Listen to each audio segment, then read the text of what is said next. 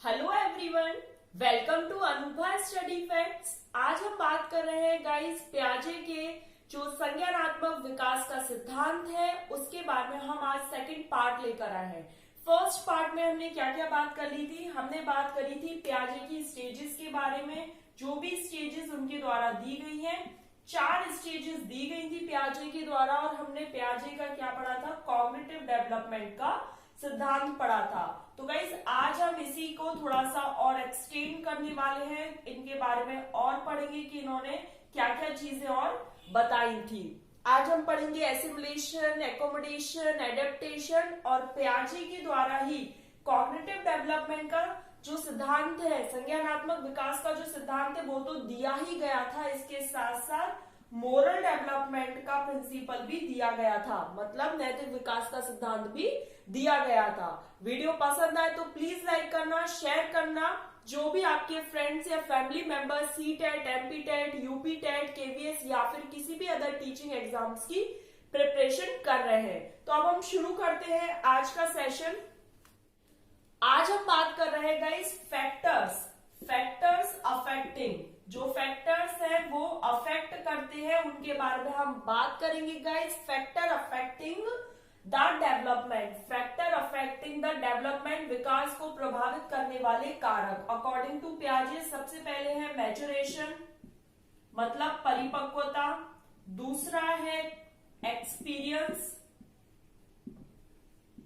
Experience के बारे में भी पियाजे के द्वारा बात की गई है गाइज, आप लोगों को याद रखना है क्योंकि बहुत ज्यादा इंपॉर्टेंट है। सोशल इंटरेक्शन की भी बात की, लेकिन इसमें इन्होंने इनको बहुत कम इंपॉर्टेंस दी है।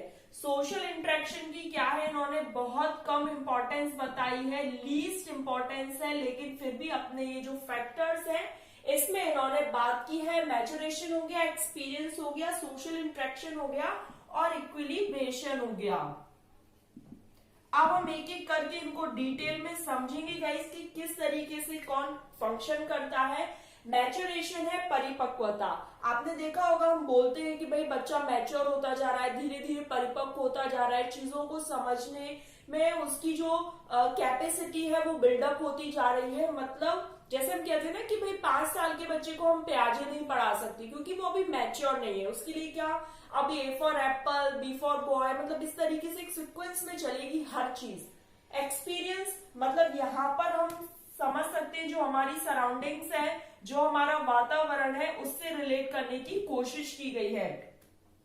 पियाजे ने वैसे भी अपने जो वातावरण है, अपने चारों ओर का वातावरण, उस पर ज्यादा जोर दिया है। एक्सपीरियंस के बारे में इन्होंने बताया है कि जो बच्चा है वो अपने एक्सपीरियंस से सीखता है। बच्चा जो है वो अपने ज्ञान का निर्माण खुद करता है और अपने एक्सपीरियंस से सीखता है। फिर सोशल इंटरेक्शन की जो सबसे ज्यादा बात की है वो हम अपने नेक्स्ट सेशन में वाइगोत्स्की की थ्योरी में करेंगे, लेकिन फिर भी इन्होंने क्या है सोशल इंटरेक्शन की बात की, हालांकि लीस्ट इंपॉर्टेंस दिया है लेकिन फिर भी बात की गई है। क्या होता है, कभी कभी ऑप्शन में हमको सोशल इंटरेक्शन दिख जाता है और पूछा जाता है कि ऐसा फैक्टर बताइए जो पियाजे के द्वारा नहीं बताया गया है। तो हम कितनी बार ऐसा करते हैं कि हम सोशल इंटरेक्शन को क्या है टिक कर देते हैं कि भाई सोशल इंटरेक्शन की बात वाइगोत्स्की ने की है और एक्सपीरियंस है सराउंडिंग्स एनवायरमेंट की बात पियाजे ने की है। तो गाइस ऐसा नहीं है, आपको याद रखना है सोशल इंटरेक्शन की बात की गई है बट लीस्ट इंपॉर्टेंस दिया गया है। इक्विलिब्रेशन, इसे हम आज के सेशन में बहुत अच्छे से समझने वाले हैं और डायग्राम के थ्रू समझेंगे तो बहुत ज्यादा इंटरेस्टिंग रहेगा। इक्विलिब्रेशन है क्या, तो समझते हैं। देखिए गाइस, यहाँ आप इस डायग्राम में देख सकते हैं इक्विलिब्रेशन के बारे में क्या क्या चीजें यहाँ पर लिखी गई है, किस तरीके से फंक्शन कर रहा है, ये सब चीजें हमें समझनी होगी। सबसे पहले क्या है, आपको यहाँ पर दिखा होगा एसिमिलेशन। ये डायग्राम में आप बहुत अच्छे से देख पाएंगे, हम एक एक करके इसको समझेंगे कि किस प्रकार से फंक्शन करता है। एसिमिलेशन मतलब होता है आत्मसातीकरण। इसमें क्या होता है, जो बच्चा होता है वो अपने पूर्व ज्ञान से, याद रखिएगा, अपने पूर्व ज्ञान से नए ज्ञान को जोड़ने की कोशिश कर रहा होता है, ऐड करने की कोशिश कर रहा होता है। इसका मतलब जहां कहीं भी आपको एग्जाम में ये आ जाए कि बच्चा अपने पूर्व ज्ञान में नए ज्ञान को जोड़ रहा है, ऐड कर रहा है, तो वो क्या कहलाएगा, एसिमिलेशन कहलाएगा, आत्मसातीकरण कहलाएगा। याद रखिएगा, बहुत ज्यादा इंपॉर्टेंट है। ऐसी मतलब एसिमिलेट कर रहा है, आत्मसात कर रहा है, चीजों को ऐड करने की कोशिश कर रहा है, नए ज्ञान को पूर्व ज्ञान से जोड़ रहा है। तो पहले क्लियर कर लेते हैं यहाँ पर क्या इक्विलिब्रियम हो गया उसके माइंड में कि भाई ये क्या है, भाई कोई भी चीज है उसने नई चीज जो अपने पूर्व ज्ञान में जोड़ ली थी, वहां पर अब इक्विलिब्रियम हो गया। अब उसको कोई भी नई सिचुएशन देखने को मिलेगी, उसको क्या है नई सिचुएशन देखने को मिलेगी, तो वो क्या है डिसइक्विलिब्रियम हो जाएगा उसके माइंड में। मतलब यार ये क्या है, मैंने अभी माँ ने मुझे बताया था कि भाई जो आकाश में जो पक्षी उड़ते हैं, जो उड़ रहे हैं वो पक्षी हैं, लेकिन उसने क्या एरोप्लेन को भी पक्षी ही कह दिया। तो अब उसकी माँ क्या है उसको नई सिचुएशन को समझा रही है, तो उसके माइंड में डिसइक्विलिब्रियम आ जाएगा। क्या आ जाएगा, डिसइक्विलिब्रियम आ जाएगा। वो बच्चा सोच नहीं पाएगा कि माँ ने मुझे बताया था कि ये तो भाई आकाश में जो पक्षी उड़ रहे हैं उन्हें हम बर्ड्स कहते हैं, लेकिन थोड़े टाइम बाद ही जब मैं उसको बर्ड बोलना सीख गया तो माँ ने बोला नहीं ये बर्ड नहीं है, ये तो एरोप्लेन है।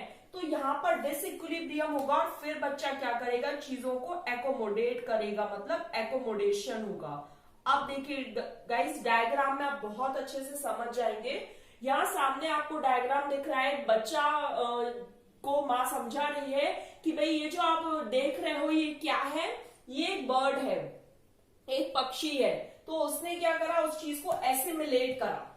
ठीक, समझने की कोशिश करना बहुत इंपॉर्टेंट है। माँ ने बताया कि ये जो आकाश में उड़ रहे हैं ये क्या है, बर्ड है, पक्षी है। उसने एसिमिलेट कर लिया, चीजों को ऐड कर लिया। इक्विलिब्रियम मतलब एक बैलेंस बन गया उसके माइंड में। फिर जब उसने नई सिचुएशन देखी, मतलब एरोप्लेन को भी उसने क्या कह दिया, बर्ड कह दिया, तो उसकी माँ ने बोला नहीं ये बेटा बर्ड नहीं है, ये एरोप्लेन है। तो डिसइक्विलिब्रियम हो गया, डिसबैलेंस हो गया। बच्चा यार माँ ने बताया था ये तो बर्ड है, और फिर ऑल ऑफ सडन माँ बोलती नहीं ये तो भाई एरोप्लेन है। तो क्या है, एकोमोडेट करेगा। अब बच्चा क्या करेगा, याद रखना है एकोमोडेशन में एक बहुत अच्छी चीज आती है, बिल्कुल भी आप कंफ्यूज नहीं होंगे। मॉडिफाई जहां पर लिखा आ जाए, चेंज जहां पर लिखा आ जाए, मैनिपुलेट जहां पर लिखा आ जाए, वहां पर क्या होता है, एकोमोडेशन होता है। बहुत ज्यादा इंपॉर्टेंट है गाइस आपके एग्जाम के पॉइंट ऑफ व्यू से ये वाली चीज। एसिमिलेट करा पहले बच्चे ने, मतलब ऐड करा। इक्विलिब्रियम हो गया, न्यू सिचुएशन में जब उसको न्यू सिचुएशन मिली तो डिसइक्विलिब्रियम हो गया, और फिर उसने एकोमोडेट करना स्टार्ट कर दिया चीजों को। आई होप यहां तक सबको सब कुछ क्लियर हो गया होगा। तो गाइस यहां तक अब हमने बात कर ली है। अब हम बात करेंगे जो पियाजे के द्वारा मोरल डेवलपमेंट की एक जो थ्योरी दी गई थी उसके बारे में। जनरली आपने क्या पढ़ा होगा कि जो कोलबर्ग है उनके द्वारा मोरल डेवलपमेंट का जो सिद्धांत है वो दिया गया था कोलबर्ग द्वारा, ठीक है। लेकिन अगर एग्जाम में आपको कोलबर्ग ऑप्शन में ही ना दिया गया हो, देन आप क्या करेंगे, आप पियाजे की तरफ जाएंगे, क्योंकि पियाजे ने भी क्या है मोरल डेवलपमेंट का प्रिंसिपल या जो सिद्धांत है वो दिया है। ठीक, इसमें इन्होंने दो बात की है, हेट्रोनोमस मोरलिटी और ऑटोनोमस मोरलिटी की। हेट्रोनोमस मोरलिटी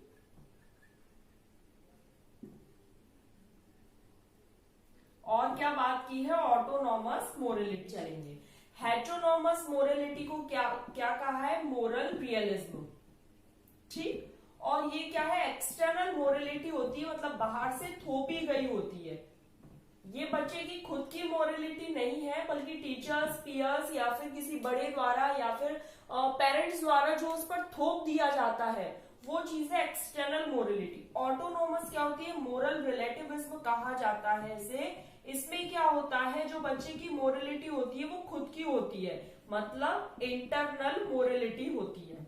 याद रखिएगा, ये अच्छी बिल्कुल आपका एक कंसेप्ट क्लियर करने वाली चीज है, बिल्कुल एज इट इज एग्जाम में इसका दूसरा नाम पूछ सकते हैं, और ये पूछ सकते हैं भाई internal morality according to Piaget's moral development principle या थ्योरी कौन सी है, तो कौन सी, ऑटोनोमस मोरलिटी। याद रखिएगा गाइस, बहुत ज्यादा इंपॉर्टेंट, सी टेट के पॉइंट ऑफ व्यू से नहीं है बट अदर एग्जाम के पॉइंट ऑफ व्यू से बहुत ज्यादा इंपॉर्टेंट है।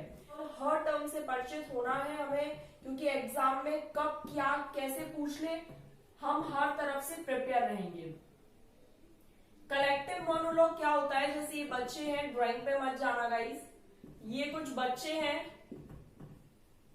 ये क्या है, क्लास में बैठे हुए हैं, ये कुछ ज्यादा ही बड़ा बन गया है, ये देखिए क्लास में बैठी हुई ये 4 बच्चे हैं, ये क्या है, ये आपस में बातचीत नहीं कर रहे हैं, लेकिन फिर भी इनकी बात करने की आवाज आ रही है, या ऐसा प्रतीत हो रहा है कि कुछ बोल रहे हैं, मतलब अपने आप से बोल रहे हैं लेकिन एक दूसरे से नहीं बोल रहे हैं।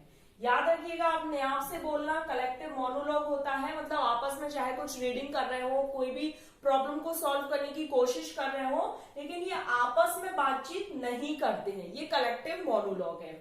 उसके बाद जो हमने अपना जो फर्स्ट हम अपना एक पार्ट लेकर आए थे जिसमें हमने पियाजे के कॉग्निटिव डेवलपमेंट के बारे में बात की थी, उसमें हमने कुछ स्टेजेस की बात करी थी, उसको समझ लेते हैं। ये डेवलपमेंट है, ये टाइम है, इस तरीके से यहाँ पर ये ग्राफ के द्वारा ये दर्शाया गया था इनकी स्टेजेस को, SPCF।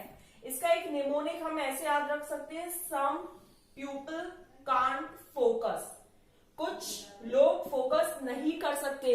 किसी पे ऐसे बोलते हैं ना कि 1-1.5 घंटे से ये व्यक्ति ज्यादा नहीं पढ़ सकता, ज्यादा फोकस नहीं कर सकता, ज्यादा कॉन्सेंट्रेट नहीं कर सकता।